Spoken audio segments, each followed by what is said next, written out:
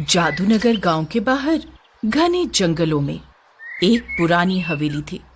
गांव के लोग दिन में भी उस हवेली के आसपास गुजरने से डरते थे। उनका कहना था कि उस हवेली में एक चुड़ैल रहती है। सुबह के 5 बज रहे थे। कुछ ग्रामीण जंगल की ओर जा रहे होते हैं। जल्दी चलो भाई, वरना हमारे जंगल पहुंचने से पहले कहीं दिन न निकल जाए। तेज धूप निकल आई तो जंगल से लकड़ियां लाना मुश्किल हो जाएगा। ऐसा कहकर भोला एक छोटे रास्ते की ओर बढ़ने लगता है। तभी मोहन उसे पुकारता है।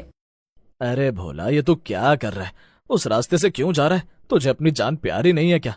अरे क्या हुआ भाई, ऐसा क्या है इस रास्ते पर? लगता है तुझे कुछ याद नहीं है। तू भूल गया क्या कि उस रास्ते पर वही पुरानी हवेली है जो पिछले 100 साल से बंद पड़ी है। उस हवेली में एक खतरनाक चुड़ैल रहती है। भोला हंसते हुए कहता है। अरे पागल हो तुम यार, इस जमाने में भी भूत और चुड़ैल पर यकीन करते हो? तभी आकाश कहता है।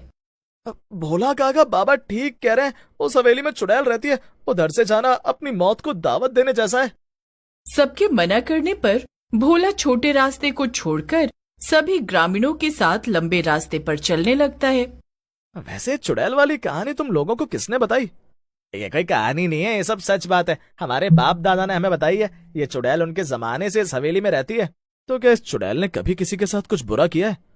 अरे किसी का बुरा तो तब करेगी ना जब कोई इस हवेली के अंदर जाएगा। ये चुड़ैल इस हवेली से बाहर नहीं आ सकती और कोई इसके अंदर जाता नहीं। जो भी हो, मुझे नहीं पता कि इस हवेली में चुड़ैल रहती है कोई इंसान, लेकिन हवेली से बहुत अच्छी खुशबू आ रही है, जैसे किसी ने धूप या अगरबत्ती जलाई हो। चुड़ैलें जहाँ रहती हैं वहां से ऐसी खुशबू आती है। सभी बातें करते हुए जंगल पहुंच जाते हैं। इधर हवेली के अंदर एक बावड़ी थी जिसमें चुड़ैल नहा धोकर बावड़ी के पास बने मंदिर में पूजा कर रही थी। हे भगवान, न जाने इस गांव के लोग मुझसे क्यों डरते हैं। कोई बात नहीं, मैं एक चुड़ैल हूं तो मुझसे डरेंगे ही ना, लेकिन आप ग्रामीणों की रक्षा करना। ये सब मेरे भाई बंधु हैं। ऐसा कहकर चुड़ैल मंदिर में बने भगवान शिव की मूर्ति को फूल अर्पित करती है। इधर ग्रामीण जंगल पहुंच जाते हैं और लकड़ियां काट कर गांव लेकर आ जाते हैं। ऐसा नहीं था कि चुड़ैल उस हवेली से बाहर नहीं निकल सकती थी। दरअसल वो चुड़ैल कोई और नहीं बल्कि गांव के मुखिया की बेटी चंपा थी। अपने गांव से बहुत प्यार करने के कारण उसकी आत्मा को मुक्ति नहीं मिल पाती है और वो उसी हवेली में रहने लगती है। पूजा करने के बाद चंपा रोज गांव की सैर पर निकलती। उस दिन भी वो गांव की सैर पर निकलती है तो देखती है कि सड़क के किनारे कुछ मवेशी बैठे हैं। ओहो, इन मवेशियों के आसपास कितनी गंदगी है जिस कारण इन्हें मच्छर लग रहे हैं। मैं ये गंदगी साफ कर देती हूँ। चंपा आसपास देखती है तो वहां कोई नहीं होता है। वो मवेशियों के पास की गंदगी साफ करती है और अपने जादू से वहां पानी लेकर आती है। मवेशियों को नहला देती हूँ। वो मवेशियों को नहलाती है और जादू से उनके लिए हरी हरी घास लेकर आती है। सभी मवेशी भरपेट खाना खाते हैं और चंपा उनकी पीठ पर अपना हाथ फेरती है। खाओ खाओ, भरपेट खाना खाओ। मेरे रहते हुए इस गांव में रहने वाले किसी प्राणी को कोई दिक्कत नहीं होगी। जब सभी मवेशी खाना खा लेते हैं तो चंपा वहां से आगे की ओर निकल जाती है। वो देखती है कि एक झोपड़ी के बाहर चारपाई पर एक बुजुर्ग व्यक्ति लेटा हुआ है। ये तो सोहन काका है। इतनी तेज धूप में ये बाहर क्यों लेटे हुए हैं? इनकी तबीयत खराब हो जाएगी। ऐसा कहकर चंपा सोहन काका की खटिया के ऊपर अपने बालों को फैलाकर छांव कर देती है। अब आराम से लेटो सोहन काका। छांव पाकर सोहन काका को नींद आ जाती है। तब तक चंपा चुड़ैल वहीं खड़ी रहती है। ना तो वो किसी को दिखाई दे रही थी, ना किसी को सोहन काका के ऊपर छांव दिख रही थी, लेकिन उन्हें छांव का एहसास जरूर हो रहा था। इसी तरह से चंपा चुड़ैल छिप छिप कर लोगों की मदद किया करती। ये क्या, ये किसके फूलों का बागान है? लगता है कई दिनों से फूलों में पानी नहीं डाला गया है। ऐसे तो फूल मुरझा जाएंगे। चंपा चुड़ैल फूलों के बागान में पानी डाल देती है।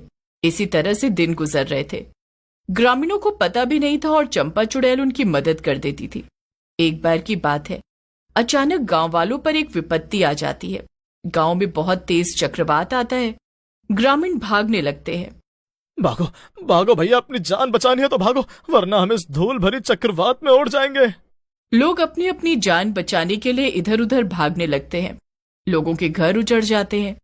किसी के घर के ऊपर की छत उड़ जाती है तो किसी के मवेशी उड़ जाते हैं। पेड़ पौधे टूट टूट कर लोगों के घरों के ऊपर गिरने लगते हैं। हे भगवान, ये तो महाविनाश है, ऐसे तो हम सब मारे जाएंगे। अरे कोई तो हमारी मदद करो। सभी ग्रामीण जब इधर उधर भाग रहे थे तो उनमें से कुछ पुरानी हवेली के पास पहुंचते हैं। हवेली एकदम शांत थी, वहां चक्रवात का नामो निशान नहीं था।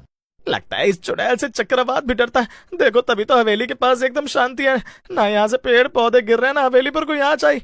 भाई यहाँ चुड़ैल रहती है, भला चुड़ैल का चक्रवात क्या बिगाड़ लेगी। उस वक्त चंपा चुड़ैल हवेली के अंदर सो रही होती है, लेकिन चक्रवात की तेज आवाज और ग्रामीणों की चीख पुकार से उसकी नींद खुल जाती है। वो हवेली की छत पर आती है। वो देखो छत पर चुड़ैल, भागो भागो, नहीं तो ये हमें मार डालेगी। हे भगवान, ये कैसी मुसीबत है, एक तरफ चक्रवात तो दूसरी तरफ चुड़ैल। लगता है हमें मारने का पूरा प्लान बना लिया है। चंपा देखती है कि ग्रामीण चक्रवात और उसके डर से जंगल की ओर भाग रहे हैं। ग्रामीण जंगल में कहाँ शरण पाएंगे, वहां उन्हें जंगली जानवरों से कौन बचाएगा। चंपा एक साधारण लड़की का रूप धारण करती है और ग्रामीणों के साथ साथ जंगल जाती है। मेरा नाम रूपा है, मैं पड़ोस के गांव से यहाँ आई हूँ। लेकिन तुम यहाँ क्या करने आई हो? मेरे माता पिता व्यापार करने के लिए इस गांव में आए थे, मैं उनके पीछे पीछे आ गई, लेकिन वो मुझे कहीं नहीं मिले। तुम्हारे माता पिता बहुत गलत समय पर इस गांव में आ गए। क्या पता चक्रवात उन्हें उड़ाकर कहाँ ले गई होगी। हम तो अपनी जान बचाने के लिए जंगल में आए, लेकिन पता नहीं यहाँ भी जिंदा बच पाएंगे या नहीं। कहीं जंगली जानवर हमें अपना निवाला ना बना ले। आप लोग चिंता मत कीजिए, मेरे होते हुए आप लोगों को कुछ नहीं होगा। क्यों, क्या तुम जादूगर हो? नहीं, लेकिन मैं आप लोगों की रक्षा कर सकती हूँ। सभी ग्रामीण एक पेड़ के नीचे बैठ जाते हैं। शाम हो जाती है। चलो भाइयों, अपने अपने घर चलते हैं। हाँ चलो, इससे पहले कि रात हो जाए, यहाँ से चलो। सभी ग्रामीण वहां से जाने लगते हैं। तभी उनके सामने शेरों का झुंड आ खड़ा होता है। डर के मारे किसी के मुंह से आवाज नहीं निकलती है। सबको लग रहा था कि आज तो गए काम से। लेकिन तभी रूपा के भेष में चंपा चुड़ैल सामने आती है और शेरों के सामने अपने दोनों हाथ आगे करती है। उसके हाथ से एक रोशनी निकलती है और शेर वहां से भाग जाते हैं। कौन हो तुम? तुमने ऐसा क्या किया कि शेर बिना कुछ किए चला गया? चंपा चुड़ैल सबके सामने अपने असली रूप में आ जाती है। आप लोगों को मुझसे डरने की कोई जरूरत नहीं है। मैं आप लोगों को कोई नुकसान नहीं पहुंचाऊंगी, बल्कि आप लोगों की मदद करूंगी। अरे भागो, ये तो हवेली वाली चुड़ैल है। भागो भैया। हम कैसे मान ले कि तुम हम लोगों की मदद करोगी? यकीन ना हो तो मेरे साथ गांव चलो। सभी ग्रामीण चंपा चुड़ैल के साथ गांव जाते हैं। वहां चक्रवात तो रुक गया था, लेकिन सबके घर उजड़ गए थे। कई मवेशी मर गए थे। खेतों में फसल बर्बाद हो गई थी।